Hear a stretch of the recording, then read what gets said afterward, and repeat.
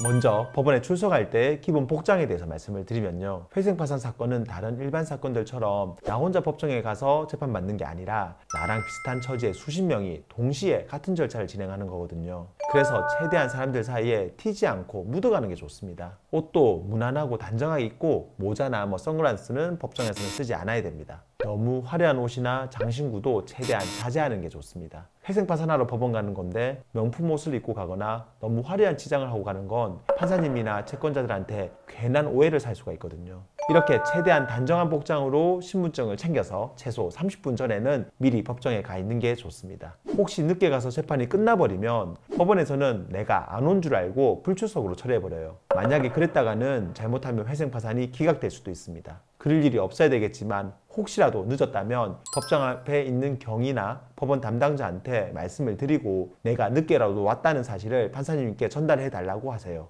그러면 판사님이 아직 법정에 계시다면 나 혼자만 별도로 재판을 진행해 주시기도 합니다. 참고로 대부분의 법원 주차장이 오전 10시 이후에는 자리가 없어서 주차가 좀 힘들어요. 그러니까 가급적이면 대중교통을 이용하는 게 좋고, 혹시라도 차를 들고 온다면 주위에 주차할 곳이 어딘지를 미리 확인해 놓고 오세요. 법원에 도착하면 같은 날 채권자 집회가 잡힌 수십 명의 분들이 법정 앞에 다 기다리고 있거든요. 보통 법정 앞에 계신 경위나 법원 담당자가 출석 체크를 하는데 이때 안 빠지고 잘 하시고요. 대부분의 사건들은 판사님이 나한테 직접 질문을 하지 않고 그냥 일반적인 이야기만 하고 다 마무리가 됩니다. 그런데 가끔씩 판사님이 내 사건에 대해서 직접 나에게 이것저것 물어보는 경우가 있어요. 담당 판사님은 이미 내 사건을 다 파악하고 온 상태라서 궁금한 것들 위주로만 이제 확인하려고 물어보시는 거니까 이때 대답을 잘 해야 됩니다. 그런 질문들의 대부분은 인가받고 면책받는 데 있어서 미비한 부분들을 보완해 주려고 하는 거기 때문에 오히려 이런 질문들에 대한 대답을 잘하면 큰 문제 없이 회생파산이 통과되는 거예요. 그런데 만약에 채권자가 직접 법원에 나오는 경우는 주의를 해야 됩니다. 채권자가 법원에 출석을 하면 판사님이 그 채권자한테 직접 말할 기회를 줍니다.